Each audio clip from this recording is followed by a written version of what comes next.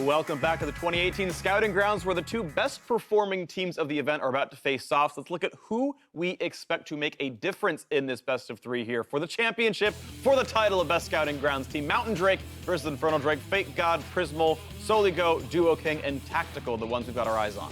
Yeah, and for me, it's got to be Fake God that we start talking about. He came in and he was really focused on high school and then was like Diamond 1 or something, and then finally got a chance after being in cram school and all this stuff this summer to really focus on League. And he shot up to like 800 LP or something Challenger, smashing. And then the extra bit of background on him is that he was BoxBox's girlfriend's little brother. And so way back like 4 years ago, BoxBox and him had a little rivalry, and he's like, I'm gonna become better than you and beat you someday. You fast forward finally to today, and he is undoubtedly very much better. I love BoxBox, but he's definitely better than BoxBox, and he's kind of proven himself, arguably, to be the best player at this event. Yeah, he's been great. I think he was, first pick of the draft as well on top of this one, so a big talent here. Prismal, of course, his teammate there, also been looking pretty solid. Yeah, this is his second year at Scouting Grounds. He won on Ocean last year. Didn't end up on a team after that. Had a good, another year in solo queue, and I think he's really excited to try and get a look at an academy team this time around. And he has been having really good performances thus far in the tournament as well. Yeah, I'm a friend of Prismal, and I think all I'm saying is that I'll be really amazed if he's not on an academy team next year. I think he's really good. That's cool. Well, speaking of players who maybe are underrated, though, their mid laner on Mountain Drake, Soligo, was the last mid to be drafted. All the other teams chose their mid laners before, and they wanted everyone except for him. So by default, went on a Mountain, but has been okay. Yeah, I mean, this is a guy I see in solo queue like a fair amount, and I generally, from my experience, I think Soligo is like pretty solid. I don't really see him having like too many bad games. Not a flamer. I mean, he passed behavior check, right? So I think he's overall pretty solid. I think mid laners, he's up against Strumpus now, right? So yeah. I think he's up against probably the harder mid lane, so it'd be fun to see how he does. Cool. Let's talk about now on the Infernal Drake side, we've got Duo King coming in.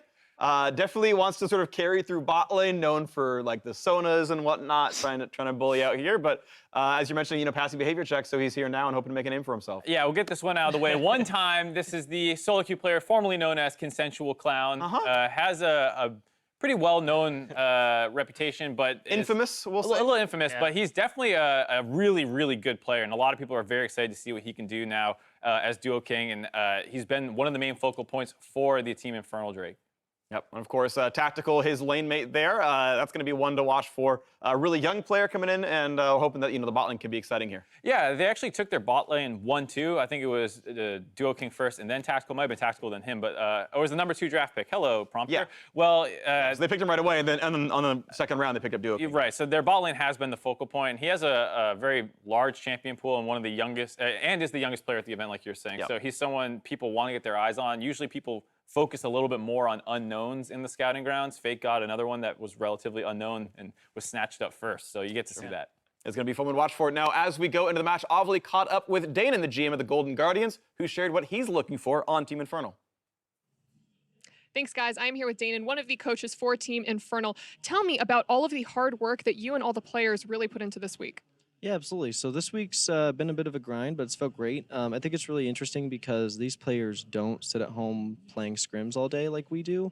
So when you come to this week, maybe we're a little bit tired because it's been a long year, but they're raring to go. We put in probably anywhere from 8 to 11 games a day, and that's including matches. So we've really been kind of chugging along, trying to get every ounce of what we can out of this week to make them better. And we understand that a lot of these players are pretty amateurish and new. So what was the biggest lesson that you felt that you needed to really teach them? It's really interesting because traditionally when we come to Scouting Grounds, a lot of our focus is on communication. Traditionally, the players come in very quiet. They come very solo queue-esque. But that's actually not been the case this year. I think with our player draft, we really were able to kind of like knock that out real quick and have players who can communicate well. So we've actually been focusing on making sure we shore up our early games and making sure we just get ourselves in good position to not have to come back in a game and be able to like hit 15, 20 minutes and feel like we can just take our stride and start taking over the game. You've played dozens of games with these players now and watched them through their scrims. Where do you think Team Infernal is going to shine? Definitely what I was kind of referencing in the last question. With regards to the early game, I think we're poised to be really dominant early in pretty much every game. And I think as long as we continue to keep that trend like we have in our previous matches, I think you'll consistently see us hit that 15, 20-minute mark where at that point you can see our confidence spike because we made it and pretty much take over and run away with it. And for most of our viewers, we've never heard of these players before, except for maybe seeing them on the Challenger ladder or a stream here or there. After today, whose name do you really think is going to stand out? It's really interesting because normally you have like 1 or 2 power players that you're really confident in, but honestly, I can say we're pretty confident in the entire roster. If I had to pick someone, I would definitely go with Misty Stumpy. He's just a mastery of champion pool, especially on the current patch, and just the capacity to really take over and run away with pretty much the entire map as long as we give him like a solid lead into the early game. Danon, thank you so much. I'm wishing you and the team the best of luck. That's it for us here. Back to you.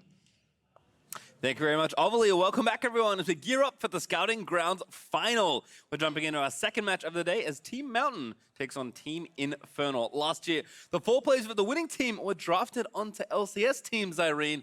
So certainly looks good when you win. Yeah, the one who wasn't, I believe, was Prismal, who's on Mountain. So he's in the finals once again. We'll see if he has a good performance. And like Otto was saying, he's somebody who definitely is at, almost at that level. Question is he Academy level? But we'll see here today with all these players. Well, we'll find out in just a minute, but we'll dive now into the starting rosters. On the blue side, it is Team Infernal. In the top lane, Misty Stumpy. In the jungle, Sir Kenji. Mid, Strompest. Bot, Tactical. Their support, King. And coaches, Inero, Invert, and Cubes. They have 3 people on stage. Oh yeah, as many coaches as you could possibly have. And on the red side, it's going to be Team Mountain.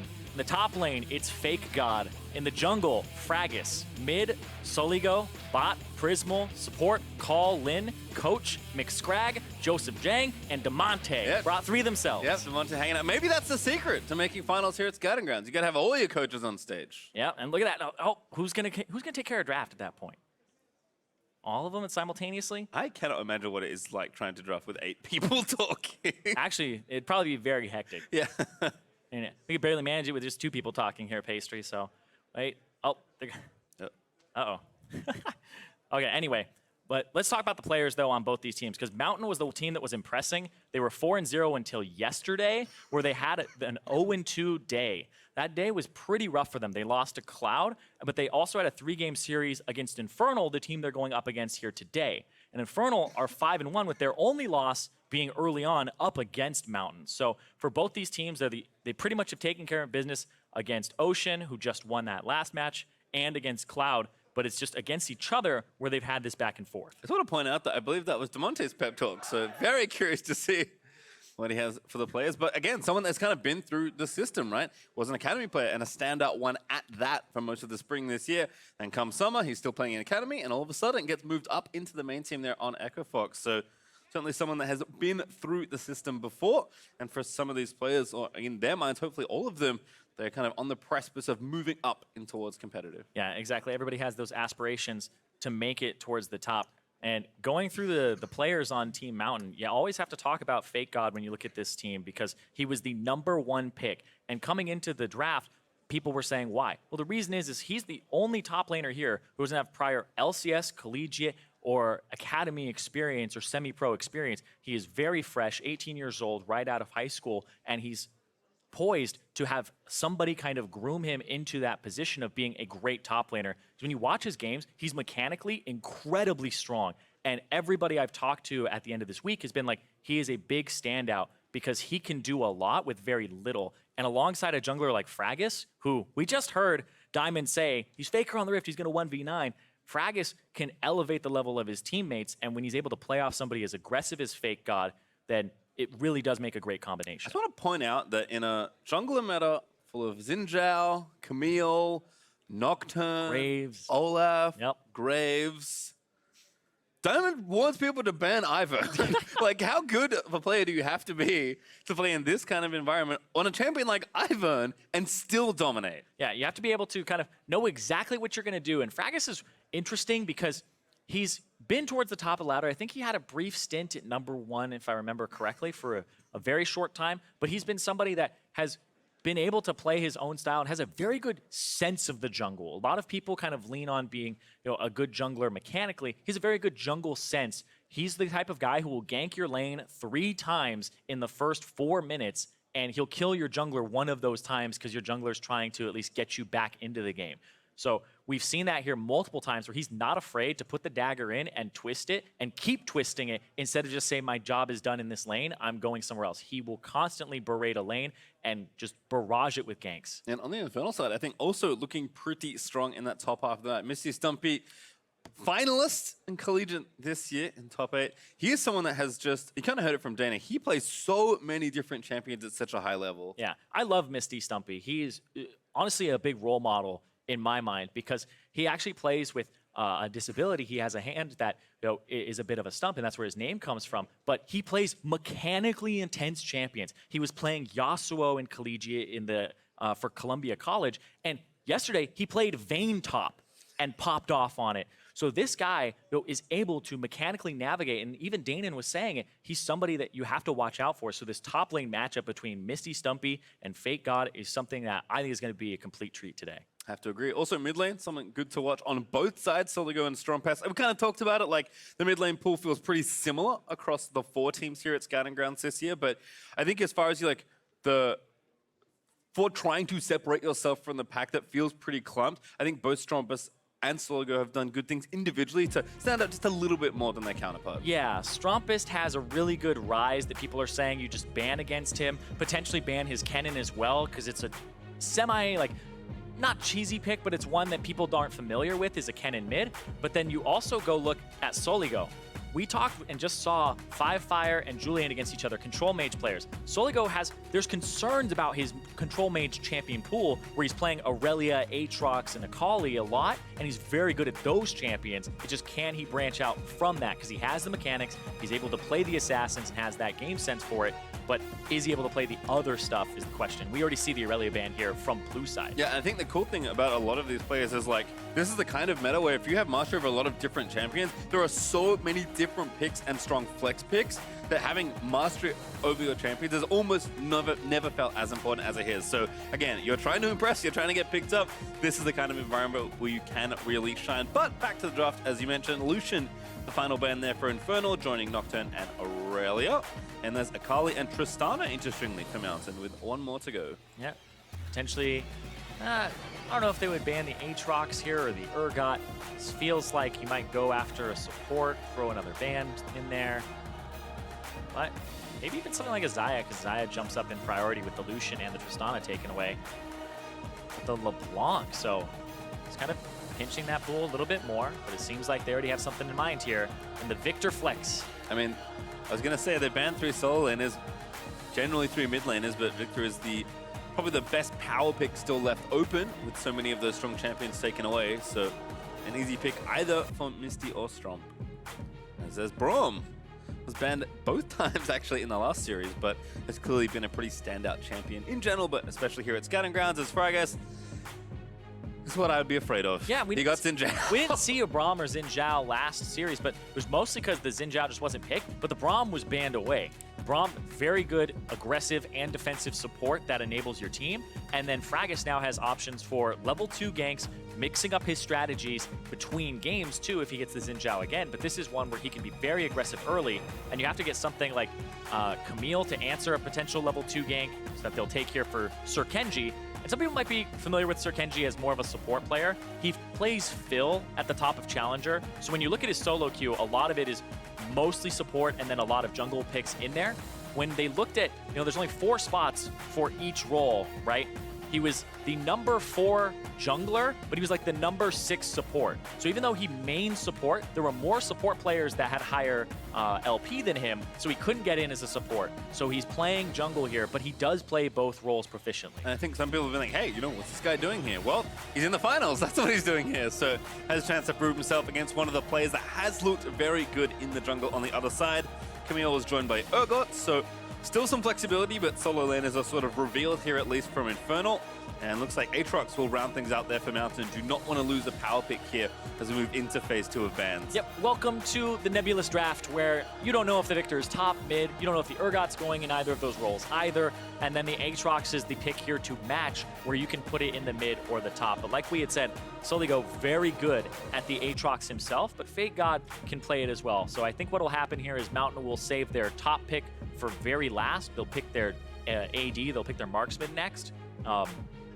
And then they'll go ahead and round out with the counter pick in the very final portion. I don't think it'll actually matter too much in that regard, though. So come to think of it, they could actually save it for later. I like the Jax ban there towards Fake God. He's actually played Jax into Victor.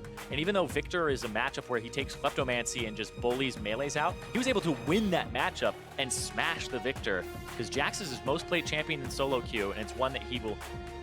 His counter strikes, I always feel like when I watch him, they're a little bit larger than mine. It's just like he hits the sweet spot just perfectly with it and knows that champion in and out. There's Kennen banned as well, and 2 supports on the Mountain side with Rakan and Morgana taken away. That does leave Kai'Sa open for Prismal, who will snap it up pretty quickly. And leaving potentially counter pick for the top lane there. Mountain, of course, will have flexibility with that Aatrox.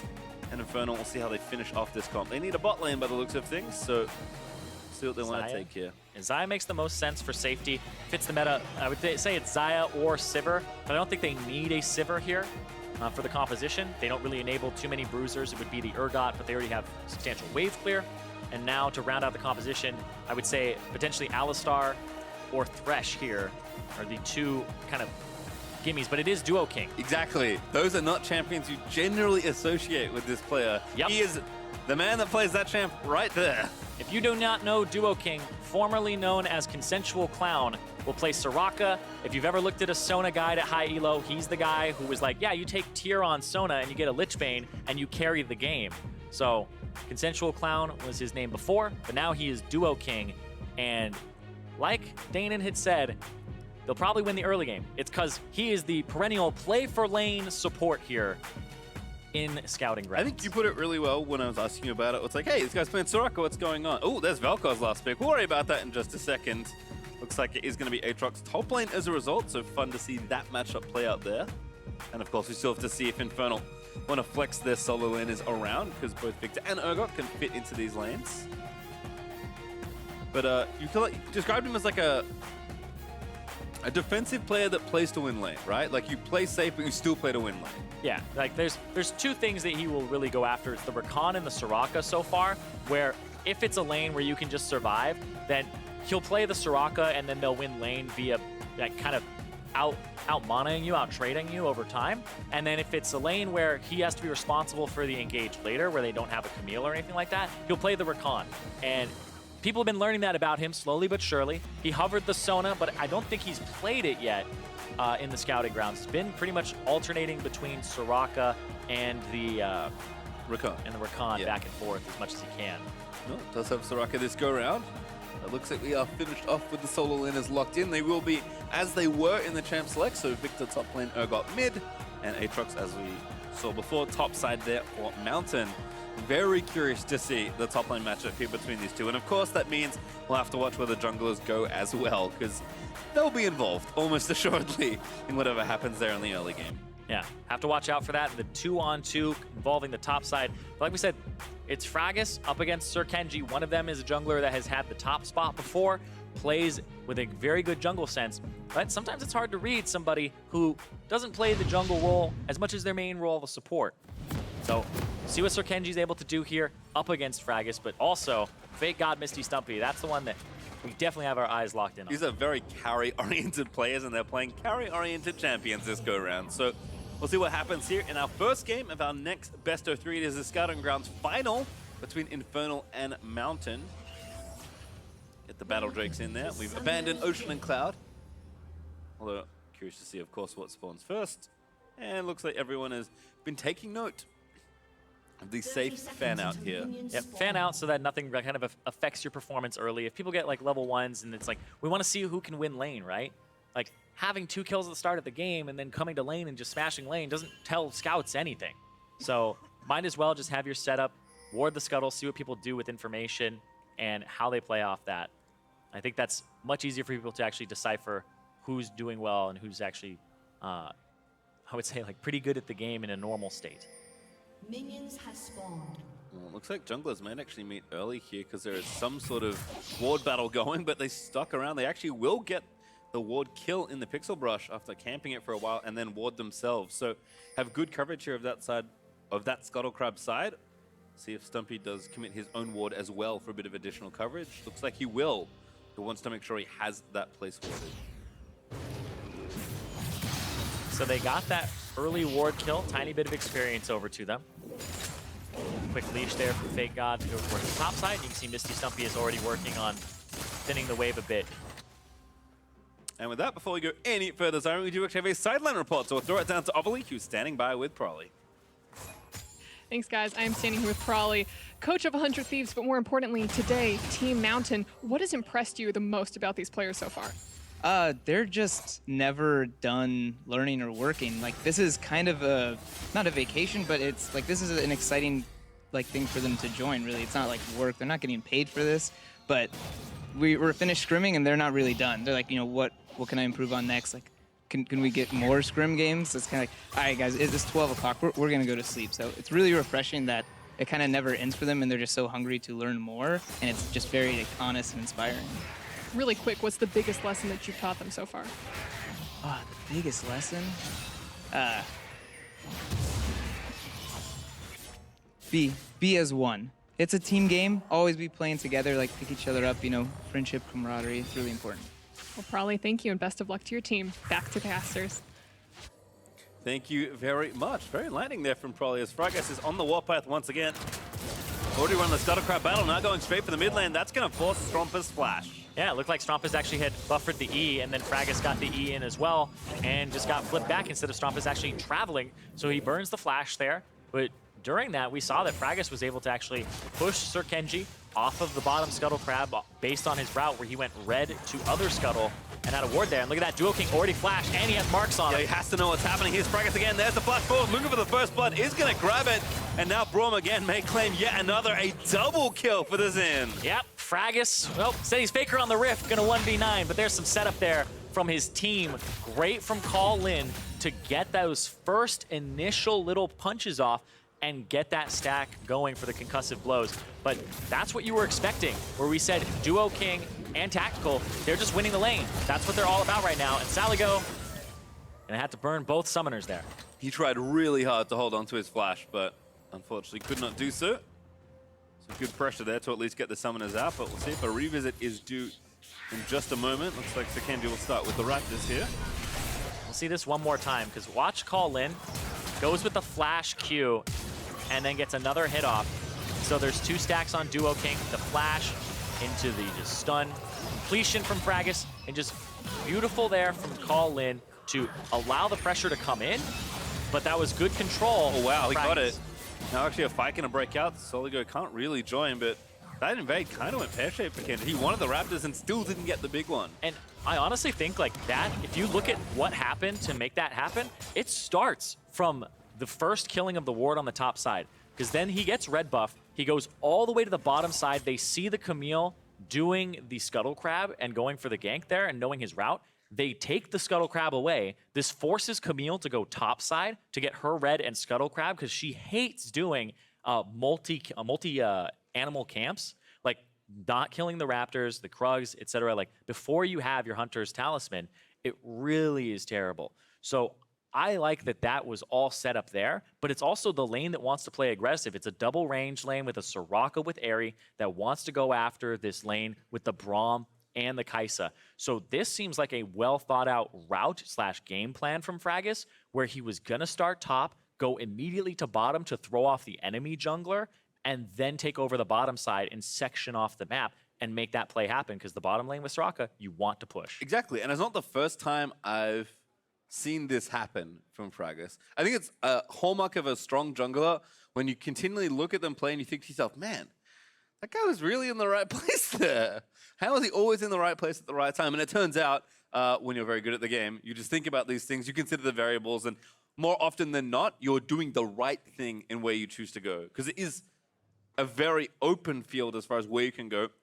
from early jungle routes. And as we've seen, jungle influence is so important in the early game that what you actually do matters a lot. Yeah, it's like you can read the map state, but predicting the map state or guessing what it's going to be like based off of lanes in the next 2 minutes is very important for junglers at the highest level. And that's what separates a lot of people, is the visualization of where things are going to be, and also the communication of, can you make it look like this in a minute? Can you freeze the wave? Because this is what I'm going to do. And it felt like that was very, the pieces fell into the right place too perfectly, that I refuse to believe that that was not something that was planned out from his route initially, because that is just too serendipitous at that point. Have to agree. And again, he's looked good, looked very intelligent with a lot of his early pathing, so continuing to look good there.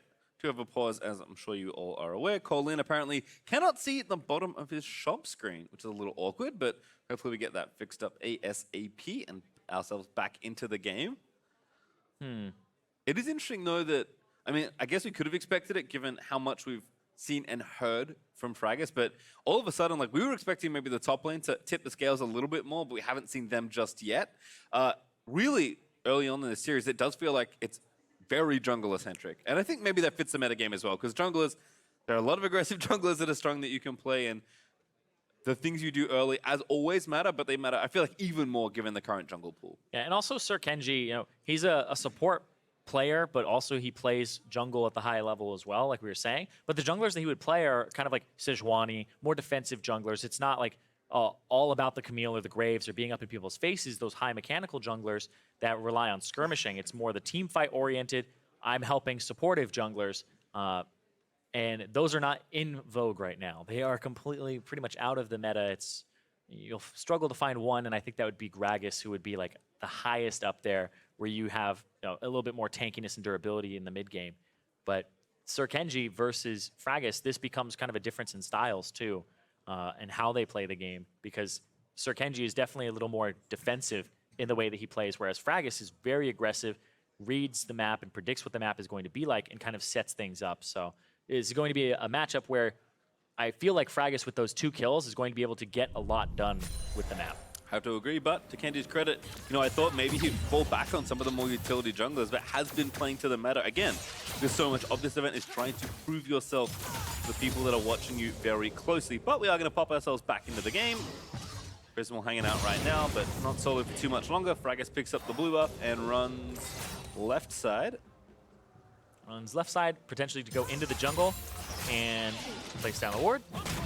And he's going to wait for that Scuttle Crab, because Camille's love Scuttle Crabs, so you want to be able to take them away as fast as possible. And this gives you more vision on the bottom side, which is where he's been playing. And Duo King without summoner spells, if he's going to push up, it's going to be so hard to do so. And now he's going to sweep and go. Oh, spotted Sir Kenji there for just a quick second, and that's going to make him back off. No, but still gets the requisite information. Is going to be spotted now by the Scryer's Bloom. Can see that ward, though. Maybe hoping to take that one out. He's going to move in and chop it down. Defending his own simultaneously. And Saligo, with that level 6, they're going to push in, thinking that he has pressure. So yeah, just gets to see that the Raptor camp is down, and now he'll go back to clearing his jungle. And you can see, like they were saying, or like Otto was saying on the desk, jungle just completely shifts. Like, it's a carry-oriented role in solo queue. And then now in the meta, you do play carries, but at the same time, you can't just AFK farm. It's about being active, supporting your laners. You can't just keep going and doing Krugs every single time that they're up and having your jungle on cooldown just to try and get ahead of the enemy jungler. Sir Kenji gonna roll away, and they'll save that control ward that'll regen. Yeah, another good bit of team play actually from Mountain. Had the bot lane push, moved in to protect that control ward, knowing that Kenji was looking for something around the other side. This has interestingly isolated the top lane. We'll pop back there in just a moment. Stumpy has his Hex got upgrade #1 finish versus the Warhammer there from Fake God, and in a matchup that we haven't seen that much of, at least in recent memory, the 2 carry players are going blow for blow right now, at least as far as the CS goes. Now, Klepto is going to tip the scales a little bit in Victor's favor whenever he does get some bonus gold, but again, Fake God, even in matchups that you would expect him maybe be not as good, he is performing pretty well. Oh, might be another stun on him. Yep, does land a stun, going to go in. Good block there on the W, but it's not enough. The Ignite will pick up the kill there for Braum. Yeah, fact that he doesn't have his flash. As soon as they land the Q, that was Call in going for kind of a fake out there. It looked like he was going for tactical, and then he just shifts to the side, puts the Q on Duo King, and is able to just land it, and they're able to deliver it. Going after the Soraka, focusing that one first is so important.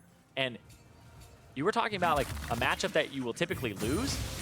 That's something that you have to watch out for here, because like I said, Fake God knows how to play those Jax matchups into things like Victor, and the Aatrox matchup as well. These are not simple matchups to play. You can regen a decent amount, but you have to watch out for the poke that comes out from Victor in the early parts of the game, because you'll just get zoned off the wave, and right now the CS is even. I mean, yeah, given the relative power of Victor as a champion, which right now is at pretty high, it is impressive. He's, you know what, just give him Victor. I can deal with that. Nope, this is a scuttle fight, and Infernal are actually 3 people here first. Should be okay. Gonna get zoned off here. Can't really get on top of the scuttle to go left. So Kendrick and Stumpy able to make sure they collect it for themselves.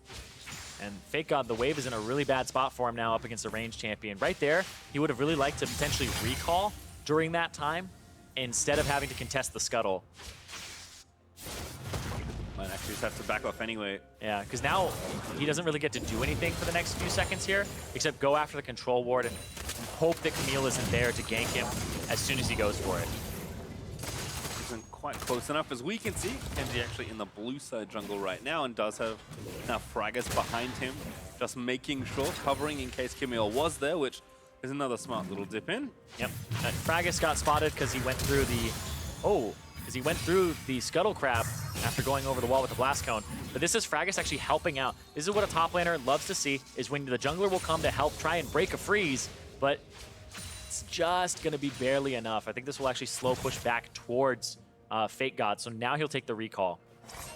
Unfortunately for Fraggus, he did have to use his flash. Stumpy also used his, but I think the chains were enough to not need to flash. Maybe thought there was a kill on the horizon, but not to be this time around. And Tactical, despite, again, Duo King having some struggles in the lane, is just fine as far as CS goes. Probably expected in this kind of matchup, but still good to see the lane staying afloat, although that early gold will eventually become something there as Prismal and Colin build up that advantage and spend that extra gold. Vel'Koz though hanging out. Seen a lot of Urgot mid today, curiously. Yeah, it's a good champion, but he's got Cole in this matchup too to try and spike himself for later. But Fake God, yeah, just wait for the wave to come in, and he'll just clean this one right up.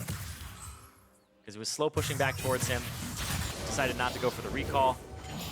And Fraggus on the bottom side of the map, so yeah, now he definitely has to play defensive.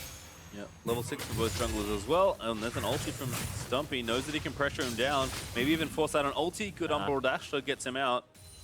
But this kind of sucks for him, because now he has to recall and TP back in. He'll miss, I think, maybe one minion and maybe the cannon on top of it. But it does get the TP out of him. Yep, gets the dirt, goes back. Now, second upgrade there for the Hex Core as well for Misty. Is Kenji also able to get the Rift Herald in and amongst it all. So we are playing pretty split map at this point. Fraggus' early attention went bot side. So trying to utilize Victor's advantage there, although it looks like a Drake will be started. Mountain again, trying to make sure they don't fall behind as far as overall map goes. Wanting to trade, at least trade objectives now that the Rift Herald's gone. Be okay to do so as well. Bot lane from their early advantage, able to push up pretty comfortably. And he's probably just going to have to play to that bottom side right now, because I'm looking at Misty Stumpy. Q max first for the Victor top instead of the E. Not worrying too much about wave clear and shoving the wave over and over again. It's more about the trading power for the top laners. Already has the Q and the E upgraded. And this puts Fake God in a position where he just has to kind of sit back, wait for the wave to come towards him, and as soon as it's at this 3/4 place, this is one of the worst places to have the wave as a top laner. It just means you gotta sit around, don't get greedy for the CS, just get the experience, take the L, especially when you don't have really deep vision either, because then you don't know if the jungler is there. And especially when your jungler's playing to the bottom side, so he's doing kind of a great job in a bad situation right now. Which I think is very impressive for a player that is clearly very talented and is probably used to just outplaying people a lot of the time, right? To have discipline to be like, you know what? this is a position where I have to actually play back instead of try and outplay you and do something silly. So good to see him showing some resolve as Fragus absolutely shows himself in mid, but is covering the wave right now. Might as well take a few while you're there. Yeah, why not? Just go ahead, help yourself. Right. Looks like going for a ward there. Strompist is going for a ward in the jungle. Didn't actually place one down on his way in, so a fake that he put a ward in that area. And there's Fragus going to clean up this area. So they're trying to... It's an interesting map state at the moment because Fragus is on the top side of the map where most of the control is from Infernal, whereas Mountain has so much control of the bottom side with their control wards being very close to mid. And you can see that the bottom lane for Infernal is trying very hard to just have shallow control so that they can at least see the ganks that are coming, because that turret is very close to being knocked over. And, oh, doesn't quite make it. Yeah, misses the flash hook shot there, and now going to turn it back around. Kenji going to get lasered to death as Fragus picks up yet another kill. Fragus in there again, 3-0 on the Xin Zhao so far. And that was just a great, people are saying like, right place, right time. Well, there was a control ward that was cleared out on the top side. Sir Kenji thought that maybe he didn't do his due diligence and is now on the top side of the map still, but he just swapped to the bottom, went towards his own control wards. Sir Kenji went towards a blind area that was controlled by Mountain and didn't get the flash off appropriately. And I don't even know if getting the flash onto the Vel'Koz would have made a difference there. Yeah, hard to say, but find out maybe next time around as Soligo goes back, spends his extra gold, and already has the Twin Shadows finish, is going Glacial Augment, which is something we've seen very popular among the Aries and the Vel'Kozes of the world. It became very popular when people started picking up Twin Shadows again. Now Fate got his lane. Kind of in trouble here. This Fragus is already on his way in here, so I actually don't know if they'll even get this. Yeah, they won't. Was already on his way. Yeah, nice timing once again. I mean, Fake God is struggling in the CS department because Stumpy is basically hard frozen the lane as much as he could before it reversed back, but will finally get himself some CS here. Still going to be about 20-25 behind. Timmy gets them all, which he does to his credit. That turret also being low could be extra goal for the Victor, who's starting to leverage quite a bit of his lead in the 1v1. Yeah, I mean, this is the Victor. I know coming into Scouting Grounds, people were saying that Victor is just going to be a pick ban. People didn't have it as much time when it started showing up at Worlds with Kleptomancy. They started just taking over solo queue. People were like, my Victors are feeding top lane over and over again against tanks and hard CC champions. But in a lot of these bruiser matchups that people are favoring now, the Victor will thrive and then get to a point where he can just burst people, even if he's behind or has a bad early game. Oh. And he get that first turret for himself with almost no help, I would say. There's few dips in. The Rift Herald drop off there. Just got the charge, but not really anything in the gank department. Just some pressure, and now going after Fragus. Ooh, good flash, but again, easy force there for the Camille. Strumpus also roaming up, but his Twin Shadows going to quote the Glacial Augment again, going after the jungler. Going to dive in. That damage was so much as Soraka heal. He's able to actually do enough to save them. Ult there from Fragus to try and get him out of there, but he's going to be put into the grinder. Fear Beyond Death will proc. Stumpy low, but he's not dead just yet. Fake God going to try and finish him off, but he can't quite get the kill. He resurrects in the Hextech Ultimatum. And now going to try and kite his way out. Umbral dash over the wall, still taking damage. Good knock up there onto Strompest. Good second knock up there again. Good third knock up there onto Strompest. And he will actually live. He actually lived. That is nutty that he was able to do that. He gets the interrupt on the Disdain, and then he just keeps him at arm's reach just barely after the slow. So able to survive there. Still, Stumpy also able to survive on top of it with the maxed Q, the shield coming through, and then also the fact that there was a little bit of that Fear Beyond Death fear that stopped him from getting a final auto attack onto Misty. So the ultimate from Soraka comes through, saves Sir Kenji. The Fragus ultimate isn't really stopping any damage here. He gets pulled in, and then the fear stops him from getting that last auto, or at least the Q and flash before, or getting the sweet spot. And then right here, goes over, gets slowed. Ooh, that is exactly what you are looking for there. The 3 knockups. I feel like if that was played any differently, then he would have just dropped there from the damage. Instead, both top laners continuing to show off here in this first game as Fake God actually, again, waiting for his wave. Might as well roam down and clear this control ward out. There's a Scuttle Crab there, but no smite for him, and it's kind of tough to contest. And Strumpus back at it again. Just saying, no interrupt this time around. The slow will land, though, after that Q, but Soligo going to protect him with the Twin Shadows. Ghosty's chasing down, but just a bit of damage. Nothing too crazy. Man, this is getting pretty tanky for the Urgot here. But that's Fragus once again picking up the Infernal Drake for his team. It's a 2,700 gold lead, but they have an Ocean, they have an Infernal. They're about to get this turret, even though the first turret went down topside. And now Sir Kenji, he's dedicated to that topside. He just got the control ward. They are trying to pressure Fake God very heavily in this matchup here. And in fact, they'll move in to try and take down this turret. Misty Stumpy working on an Iceborne. There's 3 people on their way top lane here. 2v2 though, Tactical taking damage. Fake God again, trying to kite his way out of there. Gets resurrected. Victorot still chasing him, still in a 1v3 situation. Fake God can't get out of that one. Misty Stumpy with an auto attack, able to clean that up. Yep, just trying to be like, all right, you know what? We're just going to focus this guy down. But simultaneously, they're going to lose that mid turret bottom lane, and they're going to lose some damage on that mid lane as well. And this is actually, I think, a better trade overall for map pressure for Mountain because of the fact that they get to control the bottom side jungle here for just a little bit longer. And we'll see if they're able to do something with it, because ultimately it's going to be a kill and turret swaps. Yeah, we were talking about how the map was split before. Now it's like really split. Yeah, it's really split. And this is where whoever gets to the long lane, Oh, yeah, dead. Just barely with that proc coming from the Vel'Koz passive. Can't save you with that one. The Soraka can't heal herself except the ulti. Threw it down, wasn't enough. And didn't have the heal available from Tactical. So as soon as you get that first hit confirmed, the rest of them are just going to be easy to throw down. And if you cast your mind back, Submarine, we've done a lot of this today, but think about, you know, the classic lane swap, splitting the map and making it very long. We'll talk about that in a second, though, because the Tower Dive is coming into mid lane. Still, the Featherstorm out from Tactical. Could maybe save him, but Fragus diving into the backside as Fake God takes down Kenji. Strumpus now caught under his own turret, but the Mountain will retreat. They pick up 2 kills, and I'll say that's more than enough. And once again, Fragus goes into the back line, starts just wreaking havoc, and he's doing a great job on this Xin Zhao, and he was focusing the bottom half of the map. And now they're just trying to get towards that middle. On the left side, oh boy, is this going to be 3 people going to the top? Yeah, it looks like they might go for that turret.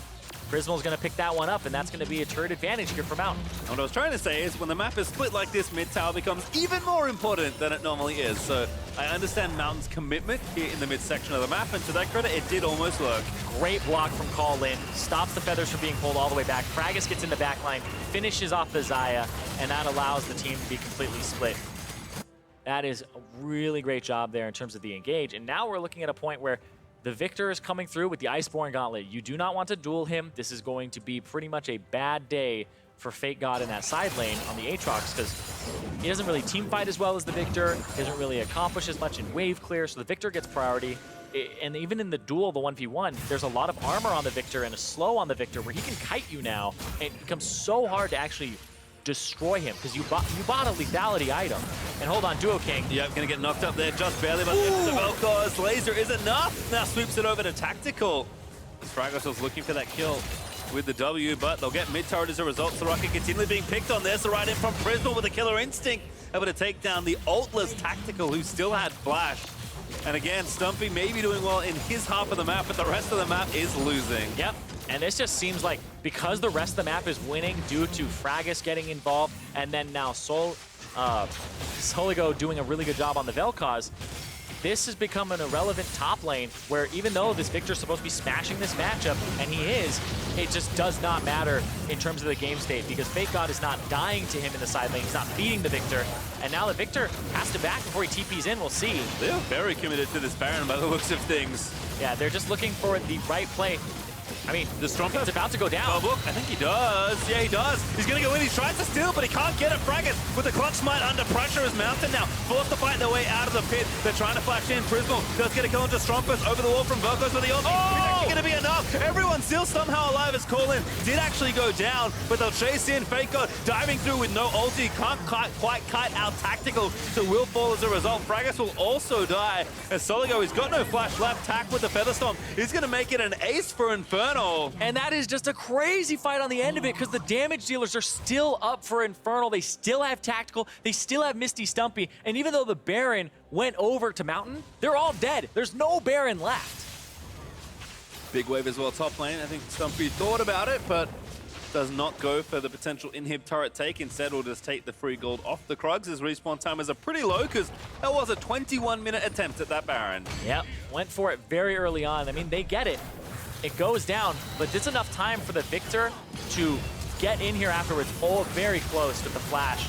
And you can see Misty Stumpy gets in, throws down the ultimate. He's dealing a ton of damage here as Strompist is absorbing stuff. And then Frackus hits the blast cone and says, it's time to go back in as people drop. And it looks like Duo King, he gets dropped here by the flash from Fake God, but then Tactical at the same time. He just got back from purchasing. Misty Stumpy just got back from purchasing. And now the two damage dealers that show up at the tail end of the fight are able to pick it up. Extra 600 gold shot down there as the fighting looks like it will continue. Oof. Yeah. Take a look at those damage numbers. When you're all grouped up in the pit, that's going to do a lot of damage. And the fact that this is a Victor that has the upgraded Hex Core and had the Iceborne Gauntlet on top of it. Misty gonna get attacked here. Frackus should have enough and does. The Soligo grabs the shutdown. The 3-item Vel'Koz is also having a very good showing. He's gonna be hard to reach. I don't know who's supposed to reach him besides the Camille. And if you can't reach that Vel'Koz, the artillery will just come through. It's even just like that last fight. They were able to reach him because he got blast coned back in afterwards.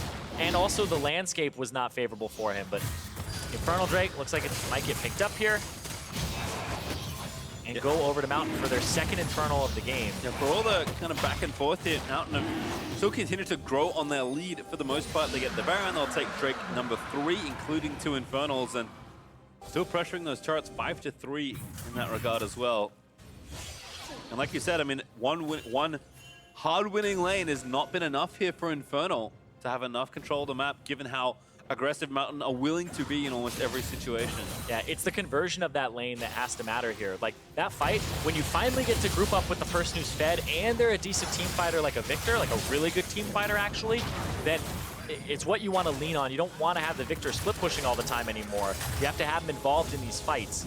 And so it becomes a question of how much can Fake God pull him to the side, threaten turrets. So Fake God's almost going to become like the bait for the rest of the game to try and just pull the Victor to the side and threaten turrets and say, okay, you're wave clearing against me, you're not wave clearing against the rest of my team, and then they can go for picks with the Vel'Koz, with the Xin. And again, credit to Fake God for just accepting his job. Like you said, he cannot win that 1v1, but who else are you going to send that's going to do any more than the Aatrox could? So again, just accepting the CS deficit, knowing that, you know what, if I get in a fight, I can still be relevant. I need to be tying up this guy's time in a side lane, at least when I can. Yeah, because I mean, the Aatrox is not as potent of a team fighter as the Victor, so it's just way more worth it to have a fed Victor that can team fight, like being pulled away by an Aatrox that is not as good in those big fights.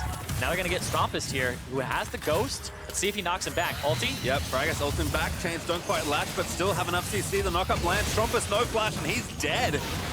Kill again over to Frackus. Yep, gonna be 5-2-4. It's a day where one of the junglers does amazingly well in scoreline, the other one can't seem to get a kill or a break. I will say I think Frackus has collected more kills than necessary. Hey, but as a jungler, I feel attacked. It's like that mid game where you're just like, oh, if you'd only given the kills over to this guy. I'm like, I'm 13-2, man. They got the kills. That's really honestly all that matters. But they're gonna keep. I appreciate his low security. Yeah, exactly. Well, let's see what the response is, because like now the Victor's split pushing because he can't really get anything else with the other person down on the map with Strompist not available. There goes the turret. Fake God is gonna kind of go between the mid and the bot. Oh, goodness gracious, goodbye, Duo King. Such a good combo. Make it to as Kenji falls as well. And Victor, he already hit the recall button, but he's far too late to this party. Ah, man, this is just one of those situations where a lot of the times top laners, they're like, what am I supposed to do? I'm not going to stop them sieging. In this case, I actually think a Victor would probably maybe stop them sieging with the wave clear he has. It's unusual that the top laner is a control mage like that too, right? Because a lot of the times, like, what is the Jax going to do? Just wait for them to take the turret and be back with the rest of the team? It's like, actually, the Victor probably has a good chance of stopping the wave, but nope. Decides to keep pushing, doesn't even get that turret. So they lose 2 turrets on the top side and the inhibitor, and they don't even get that one on the opposite side. And you can see right here, like, a Victor would have been fantastic because then Tactical doesn't have to step up. Duo King just gets bopped, completely destroyed. And it's just pretty swift work here, too. That was a very quick engage while the Victor was off in the side lane. Yeah, Vel'Koz is the gross champion. When he's played correctly, absolutely. I think for all of the attention we've put on the top half of the map for Mountain between FakeGod and Fragus, who, to be fair, have had a good game and a good tournament, this Vel'Koz is doing so much work to bridge the gap between those two. As FakeGod in another 1v2, flashes out of there for the first time. See if he can get his way out, but no, pulled back in. Is now going to resurrect, but a little closer to his enemies, unfortunately, but Fragus might be able to save him. Munches forward, Stumpy will get the kill, but the team is here again to collect their prizes. Prismal over the top, going to try and take down Stumpy, but Victor pretty tanky, actually, as the rest of Infernal maybe arrives in time to turn this back around. And ult from Soraka, barely saves Strombass as Colin. He's going to die to Tactical now. Prismal, he's going to go down to Stumpy. Infernal, they turn it back around. Somebody order an ambulance. Here's Duo King just pumping heals into the back line, into the front line, make sure nobody dies on his team there. Even though that was a fight, it looked like it was going to go south very quickly. If they cannot pick up those kills immediately, the Soraka's going to come through huge. And Baron's up in 10 seconds. Infernal already over to the area. Going to try and at least take down the speed shrine, but perhaps more on the horizon. There's a TP in. This is a pretty heavy commitment to the objective. Man, you can be 1-6 on this Soraka, and the most deaths in the entire game, and you could still be a menace to the team fight if you are not focused down. All right, so how does a flashless Fragus get into this pit? They're going to start on Stumpy, going to try and take him down. He's the big raid boss that needs the kill, but the Vel'Koz just dies to the Victor ulti. That's going to give them zone around the Baron. Fragus cannot get in the area to steal it, so they have to concede it. FakeGod going to get chased down by Stumpy. Dodges that laser very nicely, pulled back by the chains as FakeGod is going to dash over the wall and try and get himself to safety. He will live, but you said it, Stumpy groups with his team and they just start hammering these fights. Yeah, I feel like all Stumpy has to do is run up in the front line, Q constantly on cooldown with the massive amount of CDR that he has, and just shield himself, run around, slow them down, and then when he does take damage and shields himself, he's just getting heals from Duo King. That was him on the front line, and he killed Soligo by himself with a little bit of assistance there from Duo King, just helping him out with the healing, but that is huge if the Victor is able to be a frontline tank like that and just skirt the fight. And we'll see that one more time. Right here, though, this is where FakeGod, he's putting the moves on, gets put in the meat grinder, almost gets away, but gets killed by the last little portion there. At the end, ultimate comes out from Fragus, and then Strombass starts getting low after this, and Sir Kenji's low, gets healed. Duo King throws down the ultimate, saves Strombass just barely, who walks away with a shield, and then the flash for the heal onto Stumpy, who just flashes for the final little blow there. But he was on the other side of the fight without much assistance from Duo King almost the whole time, and he's able to just get a little bit of help because he's fed, and the Soraka's just gonna make that even a bigger issue for the enemy team. Yeah, we introduced you earlier to Vel'Koz. Here's Victor, also a very good champion, as Stumpy is starting to show off as he's joining with his team. Reminder that there are still super minions pushing into this top lane, but Infernal do push out that lane and make FakeGod spend his time pushing that one out, although they do have to regroup because the mid lane outer is still up for Mountain and is currently under attack as Infernal did grab the Baron as well after all that. Tactical knocked up though, but Duo King gives him all his health back. Yeah, and it's absolutely necessary too because he took, I think, almost 800 damage there and they just had like 400 plus heals pumped into him very quickly. And you can see Duo King has gone for the Mikhail's, which has 15% heal and shielding power, and the Ardent Sensor, which has an extra 8 on top of it. So he's going for the healing and shielding power for his items. He doesn't care too much about like redemption or anything like that. He's going strictly for having more of that healing. Looks like it's working out so far as Infernal still continuing to pressure here. They've got one turret, they're going to try and take the second here in mid lane. Mountain just trying to wave clear as best they can. Vel'Koz's not bad at that. There's also pressure building in the bot lane with the minions from Mountain and still the top lane with the supers. Yeah, not anymore though, as the inhibitor just respawned. So now it comes down to who can find the engage, how do you get it, and it's a lot of this setup because this Baron on for 40 more seconds here. Yeah, they have plenty of time. I believe there's at least 1 or 2 supers still in the top wave, but again, they can take down the turret. Use their maximum amount of Baron as Tactical shrugs off yet another bit of lasers thanks to Duo King's heals. 400 heal every single time, so you have to be able to deal more than about, I think it's like 300 DPS to him. There's a 1.4 second cooldown on that heal. see Big Wave finally crashes. They use the last of their Baron buff to speedy recall back to base and clear out this wave. There's that super minion we thought was there. Duo King actually gets most of them down by himself, and Tactical make sure he gets the rest. So game's pretty much reset at this point. Mountain's still up, but by only 1,000 gold. Yes, they have an inhib to attack. Their map position overall is a bit more open, so they have a few more places they can go to try and start something. But as far as the game state goes, it's going to be very even as we roll back around to the Elder and the Baron spawns. Yeah, and then it comes down to where this gold is, because there's a 2,000 or 2.6k gold advantage for Fragus over Sirkenji, but Sirkenji, like we said, he's more supportive style, and he's not going to make as much use of that gold even if he had it. Whereas there's, I believe this is a 4.4 thousand gold lead for Misty Stumpy in the top lane. 2 levels up now. The Victor got very fed off of some of those team fights, picked up the majority of the kills because nobody else on the team has kill to their name except for one other person who has 3, and he's sitting on 6. He has 100% KP here on this Victor at 6-1 and 5. When the fight happens, he has to be involved in it for his team to have anything going for them, and he's been doing a major job here for the team in the later parts of the game. So it's the fact that he has been this big boon for them has allowed them to stay in this game. Plus, Kleptomancy is also going to give him a large amount of gold on top of it. Now you can see Soligo is off the side, hoping to pick off a straggler or 2. Yeah, you want Deathcap actually now finished. You want to get that E and then try to spot them and land that ultimate before you can get interrupted. Because the Vel'Koz, you'll be instantly interrupted by Duo King's silence, and you'll have to move and recognize that very quickly. So of course makes the Rock the #1 target, but fight actually going to start here onto NG. Fragus dives in, stop on pop, Prismal in the background's going very deep, aggressive, trying to get the damage down, but he can't quite get it with the Runaan's Hurricane Bolt. And now a turn back around, the Victor ult in the choke is just demolishing all of Mountain.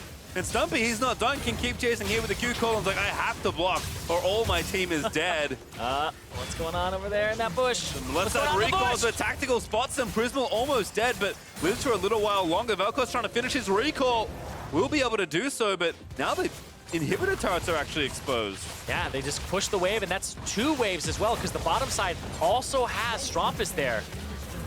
Tower likely going to fall here, but perhaps they can protect their inhibitors. Tactical already finishing things off in mid. Will stay around for, ooh, needs one more order. Doesn't quite finish it off just yet. The minion grabs it, but they fight forward to try and pick up the kill. Duo is still alive, but now Stumpy and Tactical actually on the front side. Stumpy down. That's a big shutdown there for the side of Mountain, but Tactical will live on the other side. It's a big shutdown for them, but it's a little bit desynced with the Elder and the Baron, which are both up in 50 seconds, and so is Misty Stumpy, who will be up in time and has teleport. So whichever one they go for, people will reset on the map right now, pick up some of your buffs if you can get them, and wait for which objective you're going to be going for. We'll see what the call is here, because Mountain, it's a much more effective Elder for them, right? But they do want to pick up that Baron, because it's just the better objective to siege with, especially against something like a Victor. Yeah, and of course to add kind of different problems to the mix, that inhibitor did fall in mid just barely. So there's also that pressure from the minions moving in towards the mid section of the map as well. So we had some speedy-ish games in our last series. This one is going, I would say, late for Scouting Ground standards, given how bloody and fast the games have been.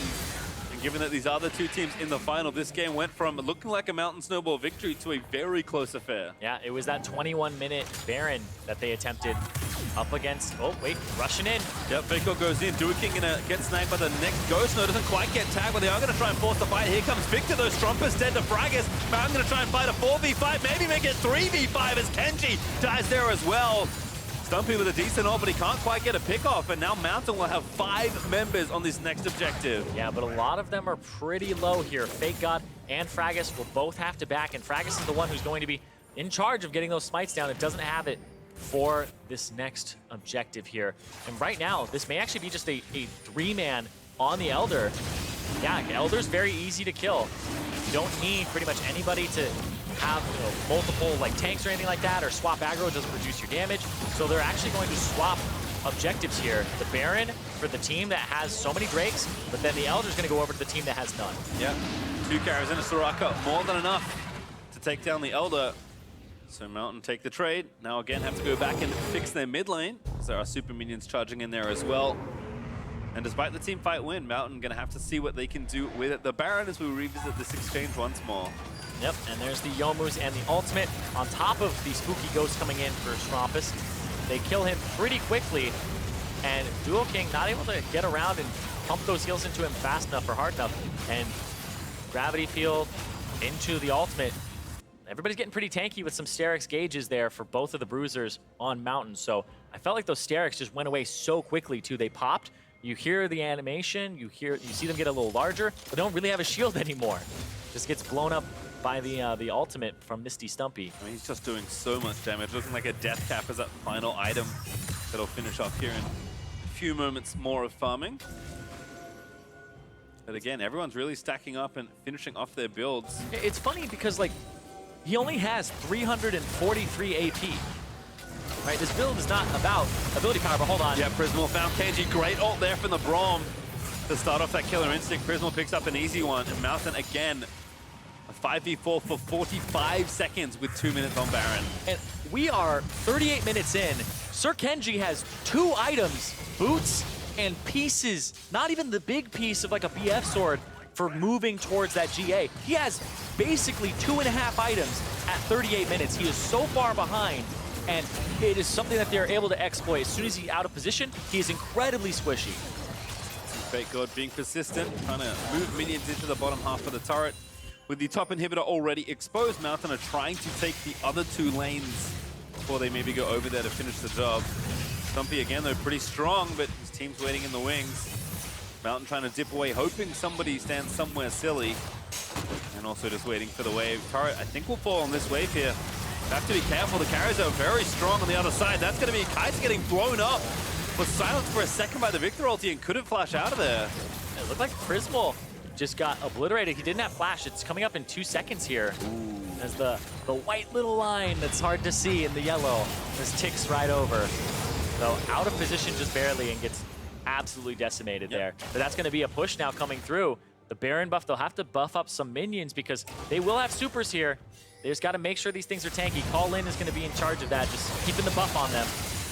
Without getting picked off by the 2 carries. Yep, because they can force a fight. You got to find a way to get to this wave. The wave clear would be Soligo. Ooh, good ult there from Fragus, but it's defensive there. We'll get caught by a root from Zaya's feathers, but not quite enough. Smites the super. Again, gonna try and buy time. Tactical force to flash Fragus. Good heads-up play under the turret. Oh. Now Soligo goes forward. Flash GLP. But there's going to be the dive into the backside. They're not going to quite gravity. Him respawns in the mix of it all. FakeGod is able to kill Sir Kenji, but Stromper getting low. The gravity field pulls Fragus back. They killed the Vel'Koz as well. And Strompus pops the watch to live a few seconds longer. And now Prismal is up. They went in on the engage just a little bit too early. That was one where they were able to just have the engage happen from Infernal. And he's trying finds Duo King. He's able to surf over there, but I think he's going to die as a result. He will die to Stumpy. FakeGod maybe trying to pull the wave and buy what time he can. But again, the 2 carries here from Infernal. The Victor and the Zaya staying alive. FakeGod, he's trying to buy time. He does have ult. Oh, it's GA, excuse me. You're right. Will revive, but it's only in place. Stumpy again going to try and buy time. The feathers will get dodged around, but Stumpy able to finish it off. There's the shutdown. I think that might be it. No one alive from Mountain. Is Infernal with a comeback victory. Will take Nexus #1. And what a fantastic display there from Misty Stumpy on that Victor. Pretty much the rest of the map looked like it was doomed. The Baron fight, he's able to come in, lays down a great ultimate, skirts the fight perfectly, and he's able to make an immense amount of use of his advantage. That was a wild game. Yeah, that was back and forth, but it was one of those ones where like that is a game that as a top laner in Scouting Grounds, if you were able to carry the game out of this almost like dead state for your team, then you're going to be somebody that people are looking at. I feel like in a lot of ways, all the players we kind of hyped up before the game started all played really well on both sides. And then I think people on top of that also played maybe better than we would have expected. And that's the game we got. And if honestly, I'm going to get 2 more of those in the rest of this best of 3, I'm happy to see more of these players play because that was quite a fun one. Yeah, it's always a treat to watch players like FakeGod know how to play at a disadvantage, even though he doesn't get to do much in this game. But also at the same time, Misty Stumpy, like I was saying, like he's somebody that like I consider a really big role model because the fact that he is able to play like that and just pop off and play mechanically intense champions, it just makes me go like, what am I doing with my life, man? Like, we're casting great games for League of Legends. True, that's true. That's we're true. also going to throw it over to the analysts to see what they make of that game 1. I'm fine. Hello, thank you very much, Pastry Time. That was quite the game. Quite the game. I want to point out, by the way, that even though Mountain Drake did lose, Otto was the bigger loser.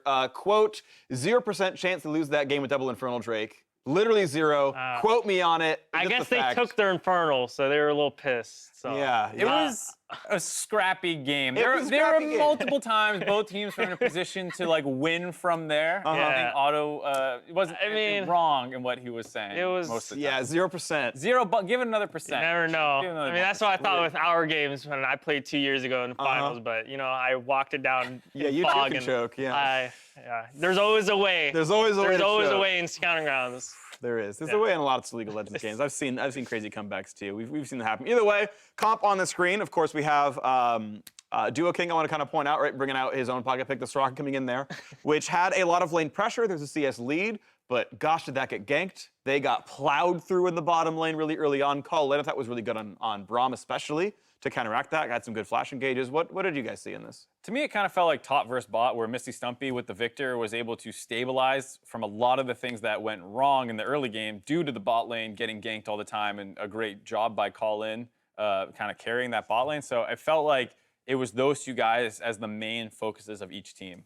Yeah, I think for bot lane, like Mountain had Xin Zhao and a Braum against Soraka. It's like, okay, gank that lane, use your flash and hit the Braum key. Like, at least there's that level of communication. It looked really well set up and it was executed pretty well. So I think, yeah, it looked pretty solid. And like you said, it was just top difference versus bot difference. It's whoever could carry the game, basically. Yep, and certainly we had some pretty big missteps. I know at a certain point we'll have highlights of this game where team fights went in weird spots. You talked about the fact that the game was going to be able to be ended and that got turned around. So this is one of those first fights there. The Q flash, I think, really well timed. Yeah, and then Tactical is trying to like help out his buddy. He's like, oh, Braum's ignited, and then he's like, oh, now I'm dead. So at least he saved his subs. That's I give him credit for that. So that's good. And This is a missed Camille E flash. Yeah, and this is like where it starts getting bad to worse. It would have been a hard 2v2 because they didn't have vision on exactly where the Xin was anyways, and then they also missed the flash. Turns that one around pretty easily, but then things start working back in their favor. At this point, Victor had picked up a couple kills, and people go to the big purple throw machine. And even though they get the initial kills, this is some of that greed coming in where you all flash out, you can get your Baron buffs and reset on the map and have a good time with the people who got out and the Victor ulting. Or you can blast home back in! Hey, we in it. They're going in. And that's a 4v2 right there, but then Xayah shows up. Yeah, the Xayah shows up who was dead until this point. You also have the Victor who was unfocused the entire time, who had just shopped the Xayah as well coming back in the fight, and they get wiped with their first Baron buff. Yeah, I mean, when that happens and Baron's on the map 25 minutes and it's like, okay, next Baron's like 30-something minutes, so it's just like no one has Baron, just 7 minutes of nothing too much happening, and then this right here. This is right before they almost win the game. They actually have really good ward control. You can see lots of, as they kind of zoom out, control wards, 3 in the bottom jungle, 1 in the upper jungle there, but yeah. Oops, Tactical gets caught out and they just turn it around. Yeah, oops into oops. First, like you said, Tactical dying on Kaisa with flash up just gets rooted and then silence. Good job by Duo King. And then here with Kaisa, 5-10 seconds away from coming up, they actually go aggressive instead of just focusing on wave clear. Another huge mistake, which opens the game up to get turned around and lost with a gold lead, boys. That's what you like to see. Yeah. Want to correct myself, sorry, Prismal. Tactical was the Xayah. I'm sorry, the names are similar enough that I confused myself. But yeah, I mean, I thought Tactical, the real one, Xayah, actually had a really good game when bot lane was going really terribly. Still had a pretty positive KDA, 4-3-3 before that final fight. Right, had that catch onto the Kaisa, which is really good as well. But yeah, you see like those giant chunks of gold leads. Like that is obviously a throw.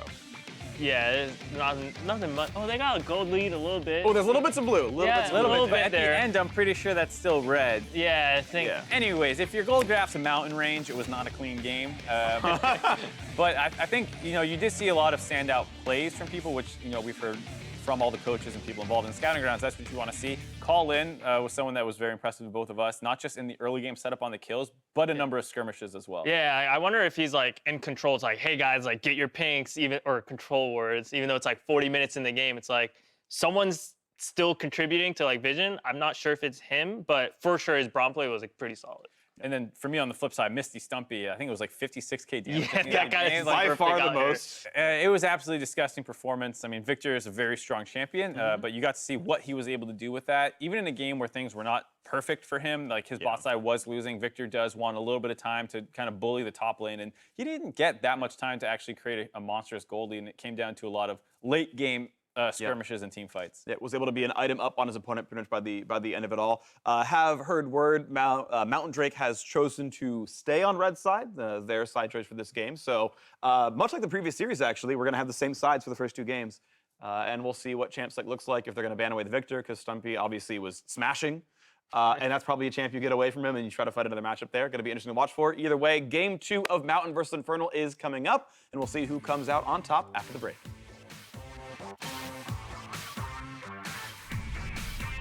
Already flashed, and he has marks on Yeah, it. he has to know what's happening. Here's Braggers again. There's the flash forward, looking for the first blood. Is going to grab it. And now Braum again may claim yet another. I can go on this guy.